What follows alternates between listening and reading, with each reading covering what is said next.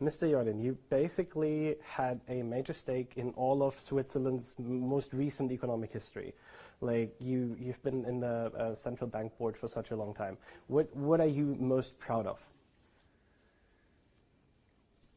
Well, I think that we delivered on price stability over a very long run. I think we have price stability at least since 10, 15 years, almost flat. If you take even a little bit more inflation back to 20 years. So Switzerland really is a country where price stability is ensured, and the Swiss National Bank took all the necessary decisions to maintain price stability or to bring inflation back into the range of price stability. And this is, I think, something that is not completely common. I think here the Swiss National Bank can be proud of. And because Switzerland is known for its stability, a lot of people are bringing their money in, right? So the franc is a haven currency. Do you think the franc has gotten too strong, or like would you like to get it stronger, or would you more like to get it weaker?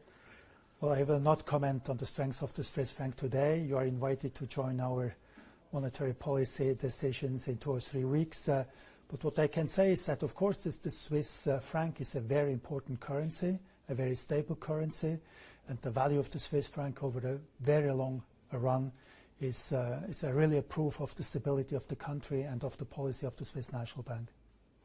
And when we're now looking ahead, like one of your co-policy makers on the board just started at the beginning of this year. The vice president is not in office for 2 years yet. Do you think when you're leaving now, do you think the Swiss National Bank, you leave it in good hands? Well, I have no doubt about that. Both my colleagues are long-time central bankers, one in the Federal Reserve System, the other at the Swiss National Bank.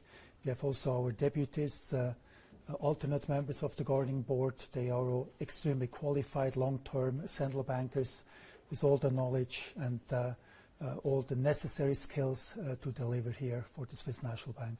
So you think there's also enough experience in the board so the bank is in good hands? The bank is in very good hands, and I'm also convinced that the Bank Council and then the Federal Council will elect a very qualified person to replace me in the governing board. When we're looking about your succession, do you think that is a job which an outsider who's not in the central bank business could also do? Well, I cannot really comment on that. It's the task of the Bank Council and the federal government to find the appropriate person with all the qualifications. And as I said before, I have no doubts that that will be the case. Okay. When we're looking ahead, like what do you think are the biggest challenges for your successor? Well, the challenges are always similar. There are many surprises. Nobody can really forecast what happens in the future. So, and the mandate remains the same. So maintaining price stability, supporting the economy, giving price stability, contributing to financial stability. So this is the main mandate. We should concentrate on the mandate. We should preserve independence of the central bank. These are very important tasks, but I'm really convinced that in Switzerland we have a very good situation where the population at large, politics are behind the independence of the Swiss National Bank, and this independence was a key element for the success of the monetary policy of the last decades.